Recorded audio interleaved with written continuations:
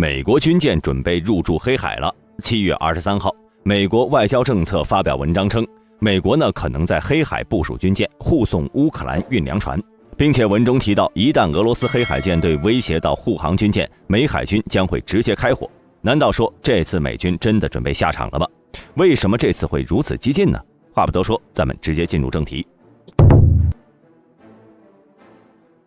在7月20到21号俄乌两国先后宣布了将无差别打击黑海海域船只，这一纸禁令算是直接把黑海给封锁了。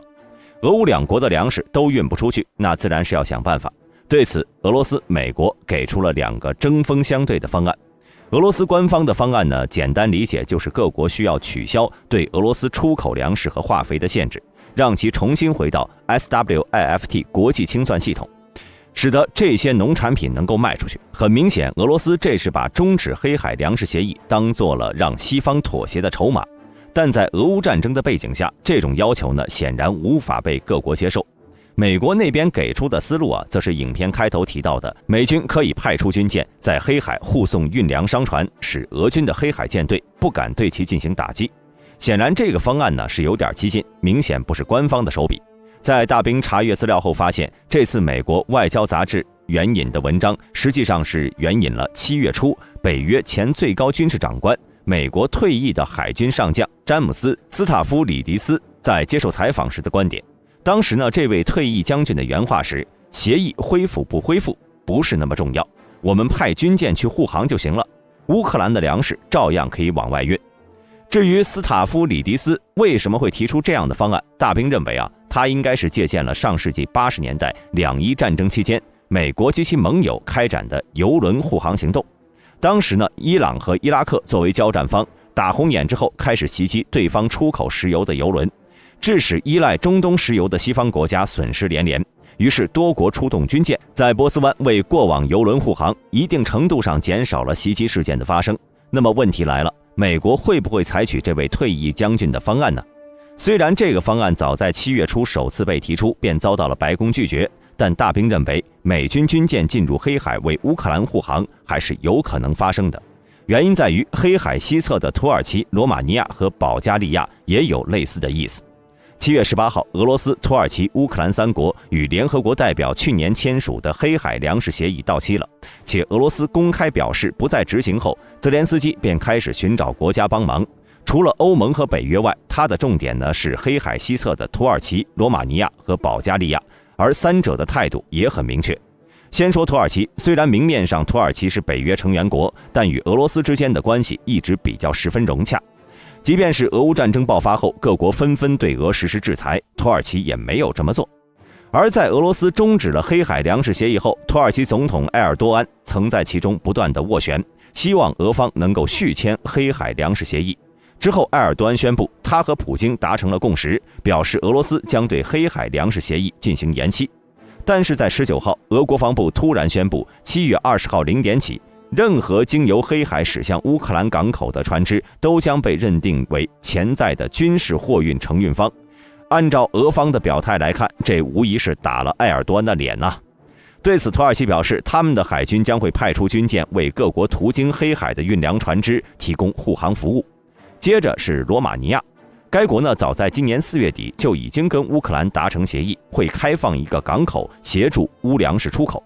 虽然在俄罗斯宣布封锁黑海后罗马尼亚与乌克兰的粮食交易可以改走陆运，但这会增加很多的运输成本。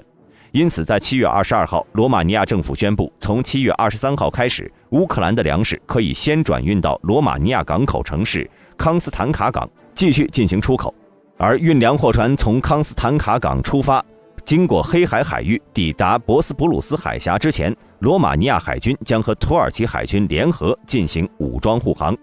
最后是保加利亚，在7月21号晚，登科夫政府在保加利亚首都举行的议会以148票赞成、52票反对的表决结果，通过了自俄乌开战以来首次提出的向乌克兰运送重型军事装备的提案。也就是说，让保加利亚参与护航是难度不大。有了这3个国家的加入那么白宫同意向黑海调派军舰，其阻力会减小不少。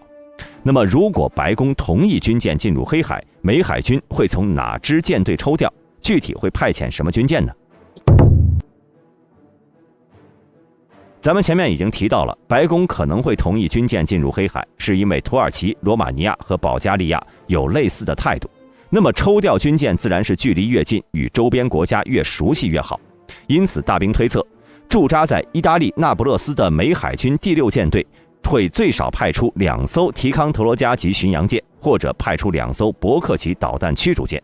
至于大兵为什么会这么笃定呢？是因为公开报道显示，这些驱逐舰作为布什号航母打击群的一部分，曾经都在黑海附近执行过任务。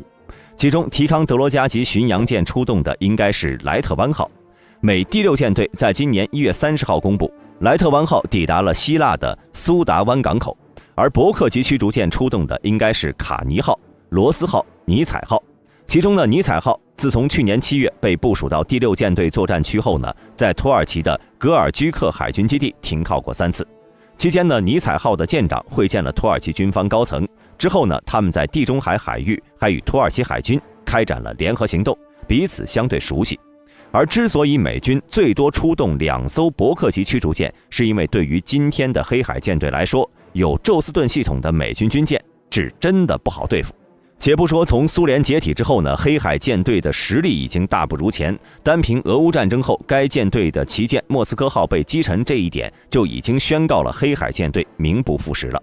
目前他们装备的最大战舰是3艘4000吨的11356A 型护卫舰，其装备的24单元 3S90 型和8单元 3S14 型垂直发射器，虽然可以发射多种导弹，但考虑到黑海面积并不大，最宽处呢才1100多公里，因此他们实战时能用上的导弹只有 P800 宝石超音速反舰导弹和 3M54 俱乐部亚超结合反舰导弹，以及 3M14 远程巡航导弹。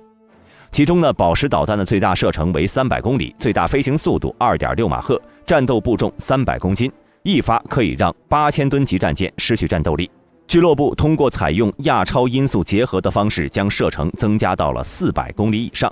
至于 3M14， 它的最大射程呢，则达到了3000公里，主要是用于打击陆地纵深目标。虽然以上的几款导弹射程上还能帮助黑海舰队执行进攻任务，但是由于其内部使用的处理器比较老旧，弹道轨迹也比较高，已经很难对先进的宙斯盾作战系统构成致命威胁了。再加上11356A 型护卫舰区域防空能力比较有限，无法为整支舰队或者大面积地区提供对空保护，因此失去莫斯科号的黑海舰队一旦作战时被发现，将很难应对美军舰艇的攻击。另外呢，美军军舰的雷达等侦搜设备也远胜俄军，所以电子技术上的差距也会让黑海舰队比较难受。同时呢，俄军其他3大舰队很难出动增援黑海舰队，因为芬兰加入北约后，俄罗斯波罗的海舰队呢已经被封锁在内海当中了。同样因为芬兰加入北约，北冰洋附近的北约成员国完成了对俄罗斯的全面包围，让原本就贫穷的北方舰队更加雪上加霜。俄军太平洋舰队那边就不用多说了，各位也都知道是怎么回事。综合以上情况呢，尽管2艘美军的伯克级驱逐舰可以吊打俄黑海舰队，这种说法有些夸张，但理论上是存在这种可能性的。当然了，现在的海战呢，确切说是海空战，军舰与军舰之间相互对轰的画面已经基本不会出现了，一般都是战斗机在高空对水面战舰发起攻击，而且黑海的范围比较有限，真要是真刀真枪的打，必定会派出战斗机进行支援。这时候黑海舰队有俄空天军，美军舰艇从哪里叫来空中支援呢？目前美国至少在80多个国家设置有750个军事基地，驻有1名以上现役美军的国家呢，则有175个。而土耳其作为俄罗斯的南翼，自然也驻扎了不少美军。据资料显示，驻扎在土耳其的现役美军大约有1751人，这些兵力中呢，空军约占了 89.1%， 装备有 F-15、F-16和 A 式攻击机，共计约50架。而在罗马尼亚和保加利亚，美军同样驻扎了一定数量的战斗机。此前有消息称，美军第336战斗机中队在罗马尼亚空军基地驻扎了43架 F-15E。地图上看，土耳其、罗马尼亚与克里米亚半岛近在咫尺，最近处呢只有200多公里多一点。如果美军军舰进入到黑海后出现突发情况，那么这2个区域的美军战机将可以迅速起飞，对其进行威慑。最后，大兵认为，美军军舰进入黑海后，俄陆军部队也会受到一定影响。此前呢，俄军对乌境内实施的大规模空袭，基本上是先出动大量的无人机，分散其防空系统注意力，并且获悉乌方各重要设施的精确坐标，然后再动用大批导弹发起密集攻击。俄军的密集攻击呢，分别由陆基的 S-300发射的短程弹道导弹和空射海基发射的巡航导弹组成。而由于美国、土耳其等国的军舰在进入黑海后需要护送运粮的商船，所以难免会向乌克兰沿岸港口靠近。届时，黑海舰队应该不敢像之前一样肆无忌惮地对乌本土发起袭击。总而言之，前几天俄罗斯封锁黑海的行为，其主要的目的是恢复粮食出口。但很明显，俄方提出的续约条件，北约各国都不会答应。而一旦美国真的和土耳其、罗马尼亚、保加利亚的海军开始为乌克兰运粮船护航，那么俄罗斯就会被逼到墙角上。究竟是真动手打，还是假装看不见？这件事儿呢，需要普京去头疼了。毕竟不打的话，俄罗斯的国际威望将会一再降低；真动手打的话，那么黑海舰队的就那么点实力，确实又不是对手。那么各位朋友认为，如果美军调派军舰进入黑海，俄罗斯究竟敢不敢打呢？欢迎在评论区留言，我是大兵，我们下期视频再见。